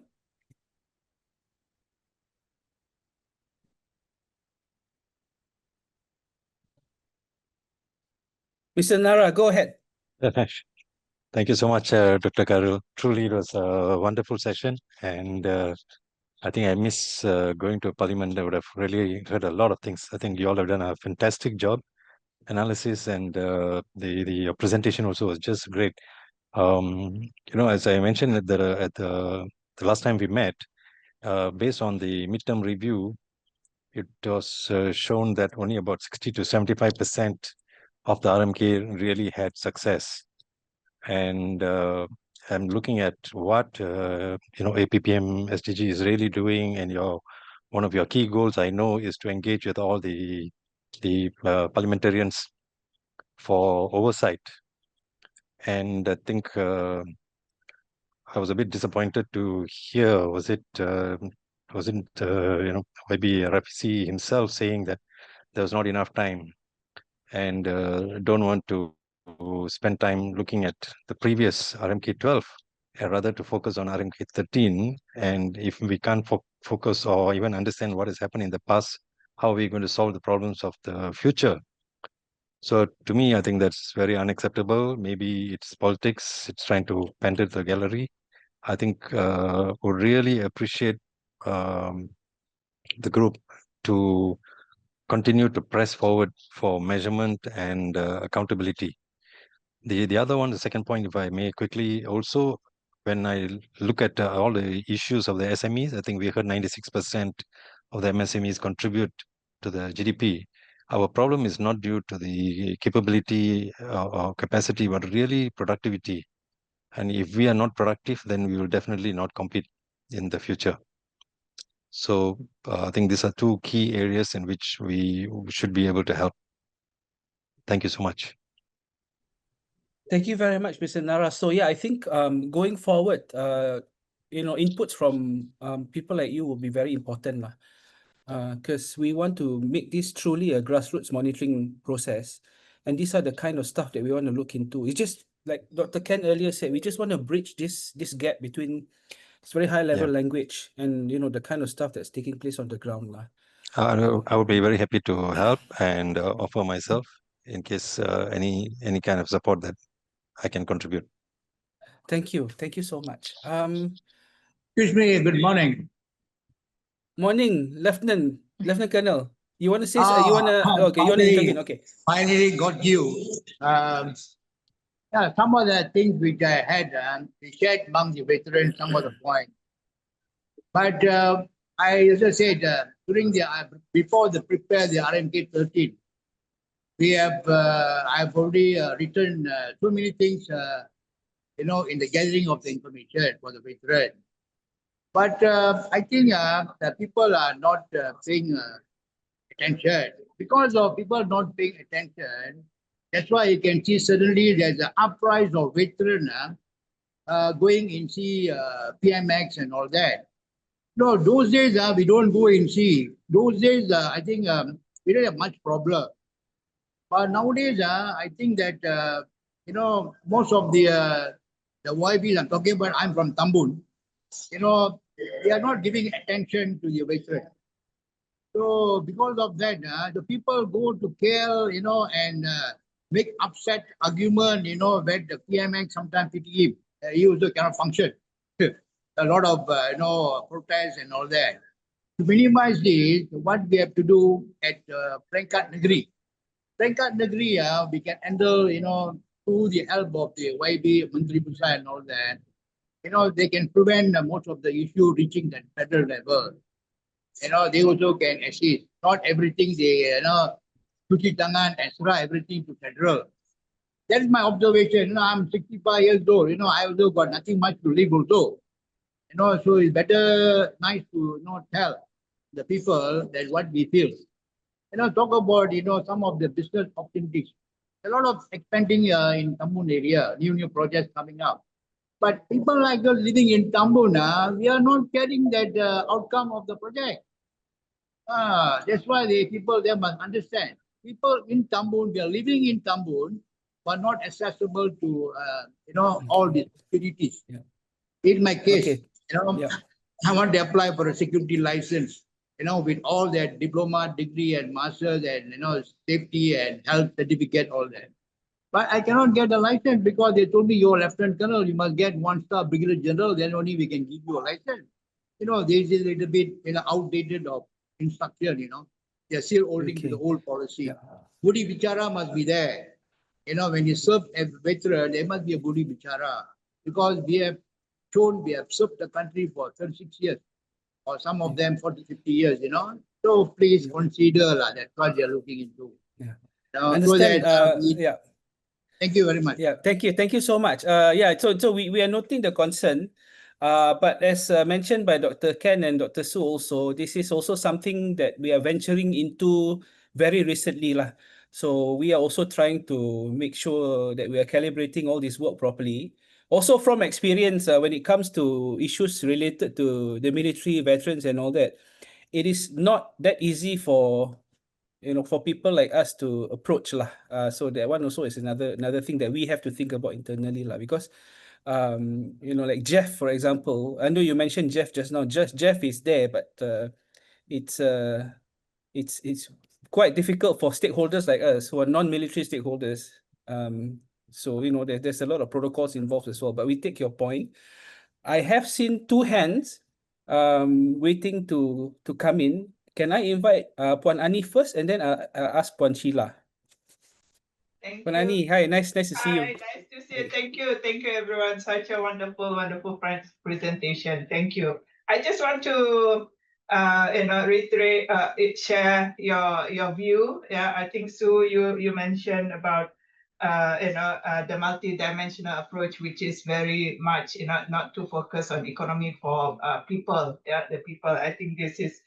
Again, not just to focus on income, because for me, again, peace and harmony also must be considered fully and relate to Zoel, presentation about big project. Yeah, big project doesn't mean peace and harmony to people. Yeah, so I think this interconnectedness must be stressed because we have seen, for example, in Pen Borneo project, but everyday accident happen. Yeah. So the quality of project and how indicators are used to monitor big project, I think this is very important. Yeah. Again, peace and harmony when it comes to big project with development. People always look at development, but not the society progressing. As a quality nation. I think this is very important. I also want to mention, thank you, Pania, for putting that care industry. And this is again back to our mental health. I think this is very important that we look at it. Dr. Teo mentioned about the language, that too futuristic. I think this is, or the vision is too futuristic, it's not touchable. I think this is very much what is happening. And with the digital, we have the national digital or AI office, but I hope it is also considering the human aspect, yeah, not just technology, but looking at how our human or social skill is being affected by this. Yes, Dr. Khairil, and I agree with you. Public discourse has been very, very low when it comes to the parliamentary debate process. I think not many were able to follow, or even media did not catch properly, a lot of the issues. And I just want to say that, yeah. So that's all from me. Thank you so much for all your work. Thank you. Thank you very much. Yeah, so thank you for the comments, Puan. We definitely take note of all the feedback. Sebelum tu, Puan Sheila, just I actually missed out a question from Puan Mimi on nature and forest-based carbon offset. I am not in the position to, I'm not a subject matter person lah for this. I'm not sure if Ken has anything to respond to on that.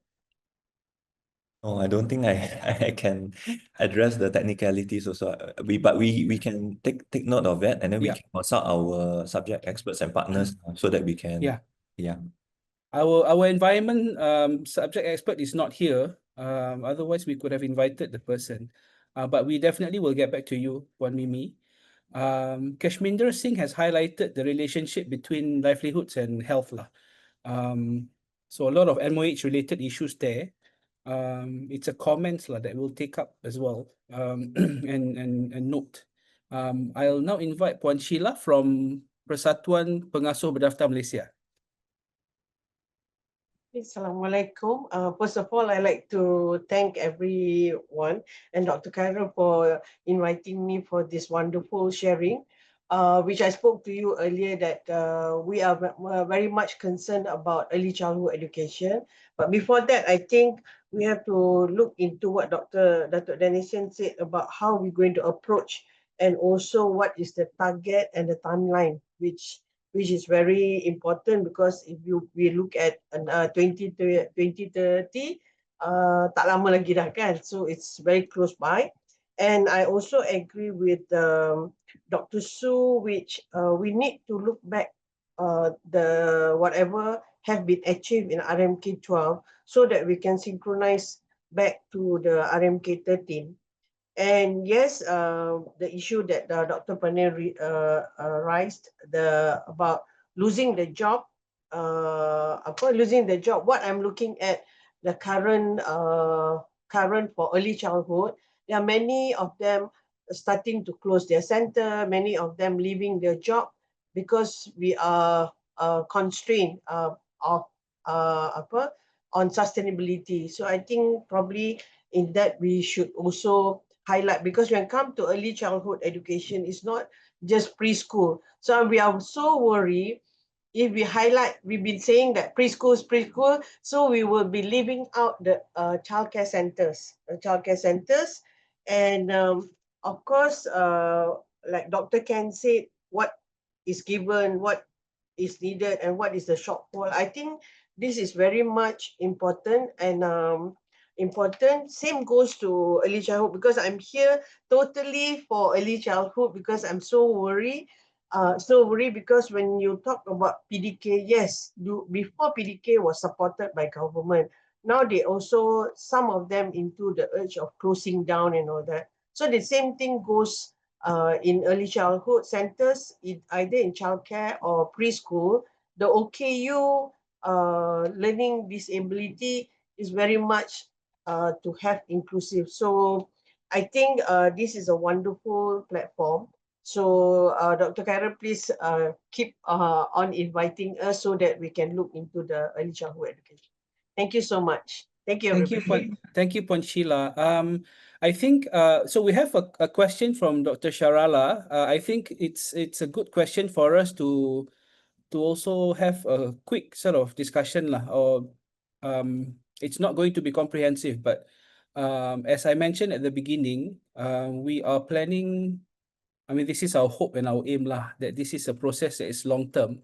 And Dr. Sharala's question is about coming up with a policy paper. We can look into that. At the moment, the plan is to basically come up with an annual report of our monitoring process. So from our side internally, we will be, of course, engaging with all of you, but we'll also be mobilizing our networks on the ground also lah. So we just want to think about how we can go about doing this. There's still time to think about this. I mean, it will only begin in January next year, the RMK 13 document. So we will, we will keep engaging with all our stakeholders to see what's the best way to go forward. Policy paper would be ideal, but we will also discuss and see what sort of constraints we have also from our side with regard to our with regard to how much we can actually formulate our own policies lah. So this is basically the next sort of section in this discussion. It's just an open discussion. You can still come in with your own opinions as well. If you have any other interventions, but if you have any ideas about how how you can contribute, for example, to this process, you can let us know. I think many of you already mentioned that Puan Sheila has offered to basically stay in touch. Just now, Mr. Nara has come up with some very important points about scaling up as MSMEs and all that. So these are the kind of stuff that we want to look into also lah. It's just that we may not necessarily be able to do everything because there's 1,001 issues lah.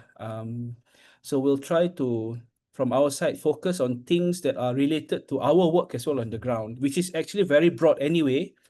But we also try to control the scope lah, so that whatever report we come up with will be effective. So that's basically the plan right now. I also have intervention from Puan Annie, who we met with Puan Sheila as well last week from Chamber. We'll take note of your intervention as well. There's 2 points here that you're highlighting with regard to special needs education and also care economy through SME inclusion. On Ani on food security as well.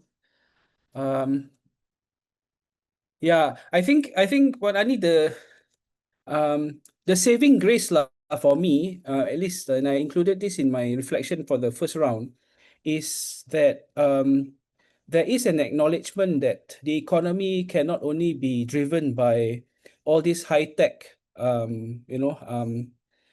sectors or high-value sectors, they call them. So at least the definition of development is quite inclusive in this document. I think that on that part, I personally will give credit lah to the drafters of the document. But at the same time, I know that when you attend all these high-level symposiums and conferences, they just talk about all this high-tech AI stuff lah, and that's the issue lah. Yeah, just to add, it's just that whenever you can see when programs are organized, it is all these modern and high-tech programs that are getting a lot of funding. Yeah. So this is where we see when it comes to traditional farming system or organic system, this is not being looked at in terms of funding or scope of public awareness is not there. So yeah, so where fund will be channeled, I think this is where we see the unfairness of the the development how it is being put. Yeah. Thank you.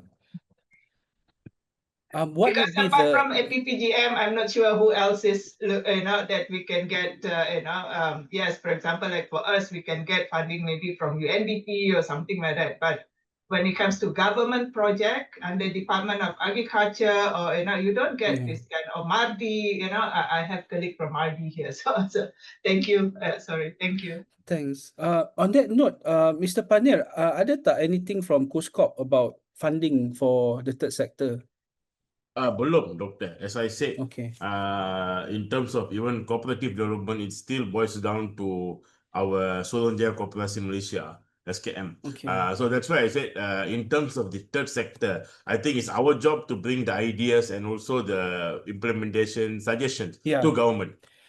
Otherwise, Perfect, then if it's coming from there, then I don't think it's like fit enough to the context. We, I think, on the ground has much more information to share to them. I think that openness is there, so we'll find some synergy in that also.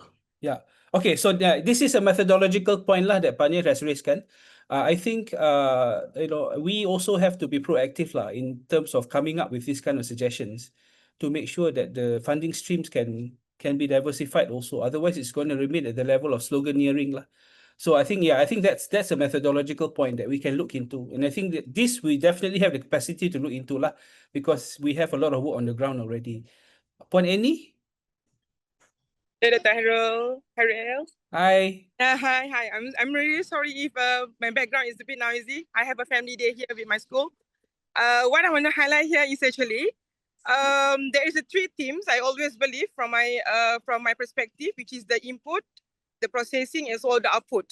So for our industry, for example, like care economy industry, right? We are looking into the input, which is we don't have a stable data. We have a big gap data analysis in our area. So the processor will be the governance, which is handling the data, and the output will be the economies or impact to the children's developments. That's what I'm seeing from these discussions as well. So if we can go towards this framework, which is easier for us to monitor through the dashboard or whatsoever, then time to time. That's what I'm trying to say. Thank you, Dr. Yeah. Thanks, Puan Annie. Just some context. Last year we were early this year we were invited to the town hall for Penjajaran SDG with RMK. There was, I think I raised the care economy issue lah. I think the government's response is, at that point, was quite ambiguous because the government sees the undertaking as quite an expensive one lah. So the way they see it is, we want to enhance care economy, but at the same time we need the private sector to be involved as well. And the outcome of this, from what I've seen in the document, is there's a lot of emphasis on long-term care, LTC. So they're looking at the aging side of things lah. And then from the early development side of things, I think the emphasis, like Puan Sheila mentioned just now, is basically to reform the structure of the education system. But then sebelum tu, that's the question as you've raised. So I think that's another thing that we can you're right, we can put all this into care economy. The nomenclature is the right one lah, so that we can capture as many issues as possible. So that's another methodological point that we can note as well. Mel, our head of Sarawak region, has highlighted the issue of ethics with regard to the use of technology. Also, just to share some my what I've seen in, I just came back from Bangkok for this multi-stakeholder forum on SDG. So it's a forum bringing together governments from ASEAN and other stakeholders. We had a panel on decent work, but actually the panel was only on AI. Everyone was there to talk about AI and how AI is the future in terms of making sure that people have decent work and all that. So I think it's not just Malaysia, it's something that's, it's also the trend that's coming from elsewhere. But we definitely have to discuss that lah. You're right, Mel, with regard to ethics. I think currently there's a discussion about Malaysia coming up with this own MLM, our own language model. So that the discussion is basically centered around AI sovereignty. So I think, we can see if we can give input to that as well. But that's also a very, very important fundamental point to take note of. Apologies if I miss any Any comments? Puan Suraya, Puan Mimi asked about the Google form. We have taken a look at the feedback. We definitely will collate all this lah. I'll think about how going forward if I can come up with a repository for all this that everyone can access as well. Puan Suraya says Mandari mendengar session felt symbolic that substantive.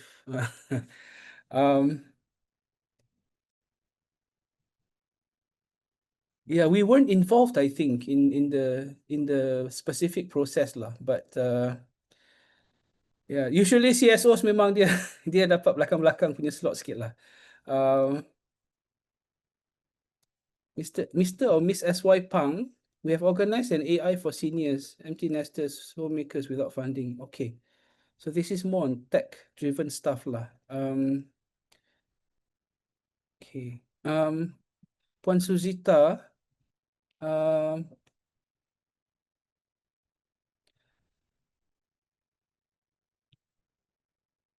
I think Puan Suzita kalau dari segi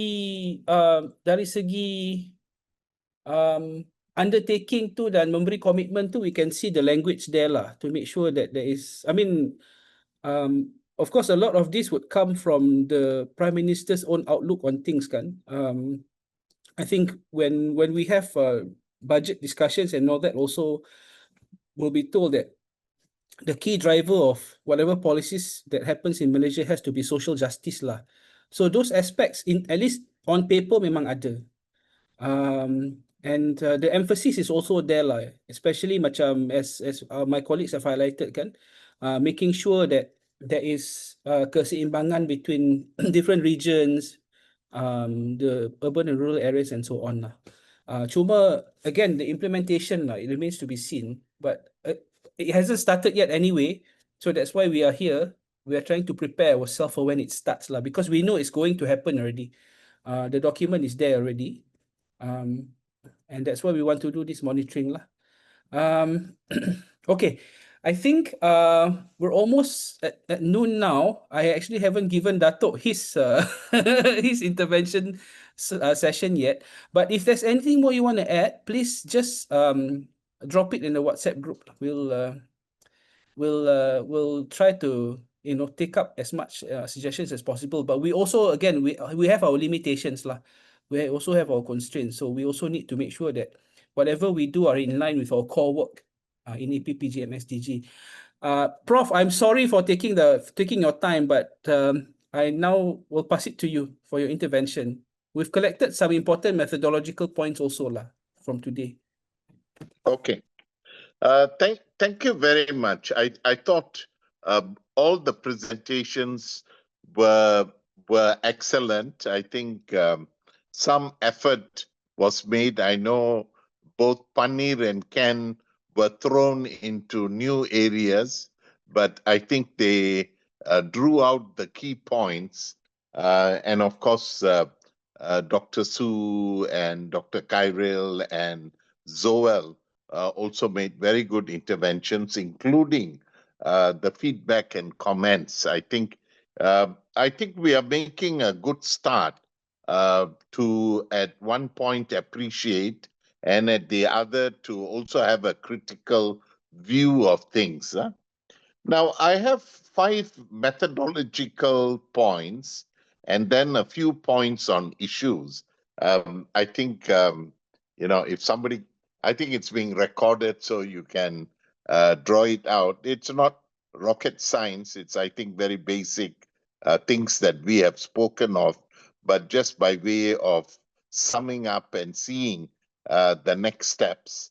And then from these, we have to see what is manageable within the scope of our work and the resources that we have, and who can come along with us as organizations or researchers in the short term or long term. I think in the methodology, the first thing that we have already highlighted is actually tagging SDGs to the 13th Malaysia Plan. It's mapping the 13th Malaysia Plan to fit in. I think the minister said it is there, and although they didn't explicitly use the term, but SDGs in terms of people, social, economic, governance is there. And I think in that mapping to the SDGs, it's important to also map it with the VNR report, because there were very specific recommendations made this year at the international community. I think that's the first thing we have to do. Second, I know there is quite a bit of talk about reviewing the 13th plan from the previous plans. That is quite a tough job unless we get a master's student or a doctorate student actually working, or we can give some money to somebody who might want to do postgraduate research. But one quick fix is to take the midterm review of the 12th plan. I think some of us did that in the first thing, and to tag it with the 13th Malaysia Plan, because it's the same government of the current Prime Minister that released the midterm review of the 12th plan. And the midterm review of the 12th plan have many very good things that were not repeated in the 13th plan, but are things that we can hold the government to. The third is something I've raised with Dr. Ken, and he's working a book on it. It is the theme of redesigning development, so that I think the idea of redoing development is an important point. It's an ideological positioning. It is using race, target, geographical. I think all that came up in the MP's questioning and the government's reassurance. But how then do we move it further from the earlier kind of NEP strategies that make it more contemporary to AI and other technology and so forth? So I think that's the third point. And that is something Ken is already working a book with a number of people. The fourth, which Kyril can with Zoel do, is some sort of coordinating team of both individuals and organizations that want to be part of this process in terms of time or in terms of resources that they have, partnering organizations and partnering researchers in between the MySDG Center for Social Inclusion and the Academy to then work out what is realistic in what we take on. But the real methodology is, how are we going to gather this data? Because earlier we spoke of, with Panir, of the 50 districts. We already have some sort of working group. We have about 50 neighborhoods, which is actually grassroots across the country. And we have 6 zone office where there are researchers as well present. How would we gather data? How often? How would we collate it? If we want to do an annual report, do we look at DOSM data, household income surveys, or we are just bringing out grassroots data or opinions of people through focus group on various things of the 13th Malaysia Plan that we gather in 50 locations systematically over the next 5 years. Or at least we can start a year at a time as one point. Now, in terms of some of the key issues, I know the SDGs are 17, you got hundreds of indicators and targets. But from what I heard today, definitely one is the multi-dimensional poverty, which will encompass education, health, water, sanitation, housing, preschool education. That could be quite fairly easy to draw up something like a questionnaire gathering, and we could ask 50 village leaders to tell us whether there is a progress or intervention that is new from government. These are some things that we can take up. MPI would be something important. Now, while rural poverty is key, there's very little discussion on urban poverty, flats, and things like that. So maybe that's an area we can look at. I think a number of people raise the care economy, elderly, OKU, women, even the professional social workers. The women minister didn't highlight that in her reply, or no MP raised that as a question on the professionalization. The fourth, which of course Panir has already highlighted quite strongly, is the third sector, social economy. Is this just the cooperatives, the cooperative foundation, Suran Jaya Koperasi?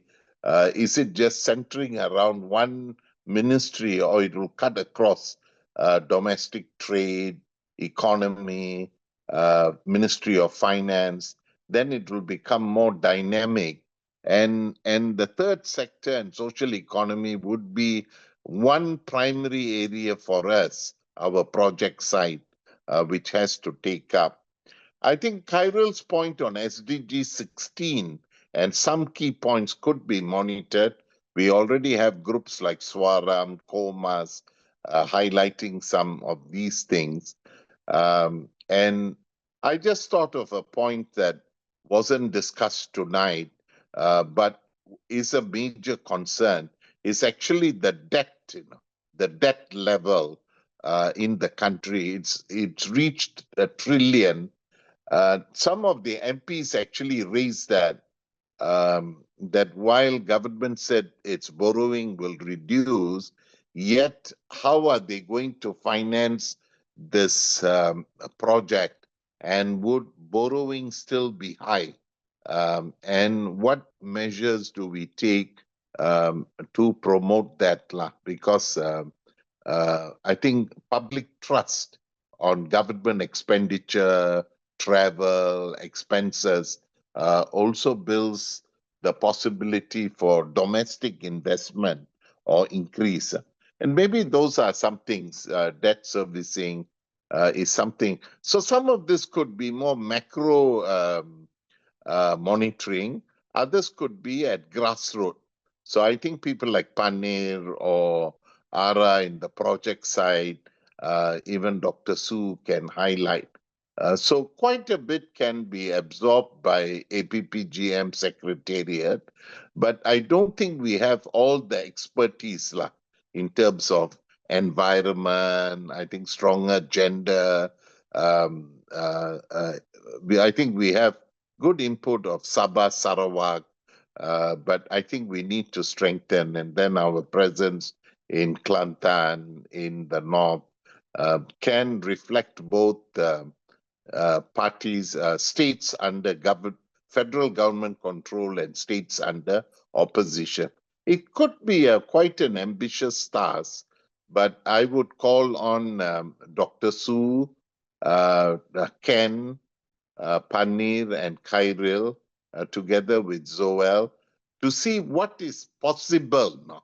Let's not try and do the I know we have the high desire, and people like me keep pushing the envelope, but to be realistic within the resources we have, what can we do? Definitely for 2026, with Panir and the groundwork, we can definitely do something. We can produce the first kind of a report, and all that is presented the last time and today could be beefed up as articles or pointers. And of course, we have to get a lot of this material into Malay so that the grassroots can understand between local issues and central planning and effective delivery. and their role. So I think we can produce some workbooks on the 13th plan and what would they do to monitor, how can they be more engaged. So citizens' participation or local community participation in where the money is and development. So I think those are some possibilities.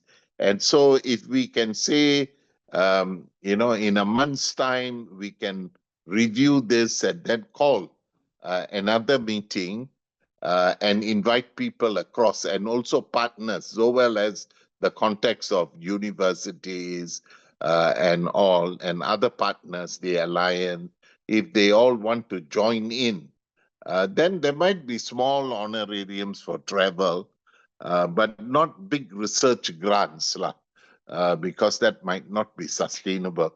So, Kyril, over to you. Those are my thoughts.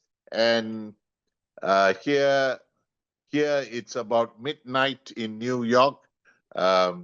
Still wide awake. I'm not sure whether I can go back to sleep after this, after all the excitement of the discussion.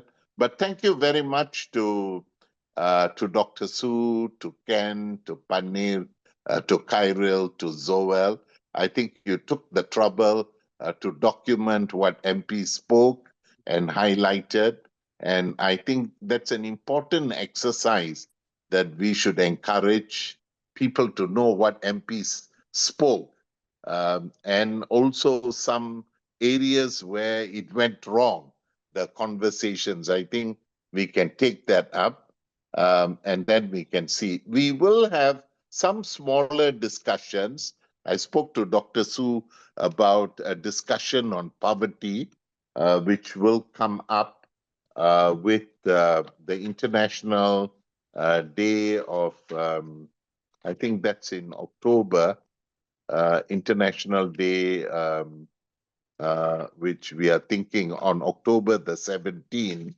And I think James is organizing something on October 11 in Ipoh on Indians, the 13th Malaysia Plan and the Indian community to look at the PM's response and so forth. So we could see whether our Sabah office or Sarawak office want to host small discussions with their solution providers, with their neighborhood leaders, so that there is a conversation and it will take East Coast perspective or a Sabah perspective, a Sarawak perspective.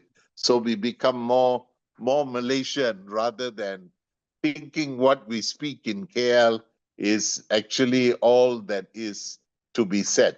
So I think we need to hear the diverse positions of Sabah, Sarawak, Kelantan, possibly the north and the south. Over to you, Kyril. You have a big task ahead, but we'll all support you. And I'm sure Ken would also play a role with Dr. Su and Panir and Zoel. Thank you very much, and thank you to all who are still around. We are come down from 14 to 28, but it's still a good core team. Thank you.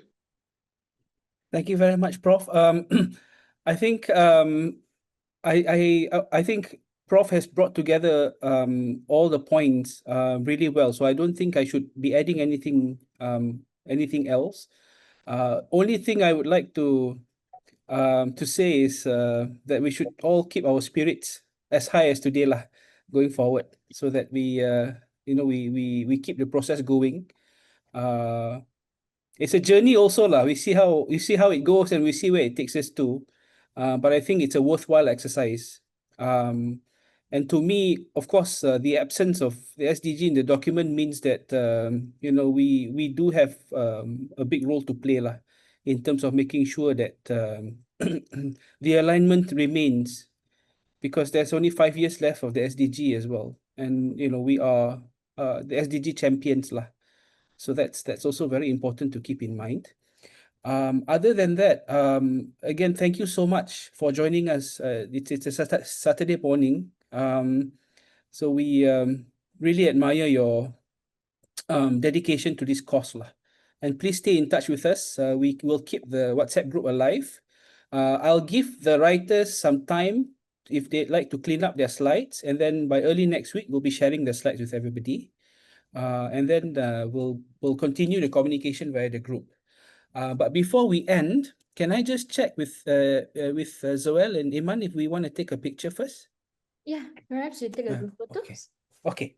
So if everybody could switch on your cameras, put on your brightest smile. Wow, thank you. Nice one. Thank you very much, everyone. Good weekend ahead. Thank you. Take care. Take care. Thank you, everyone. Thank you. Okay.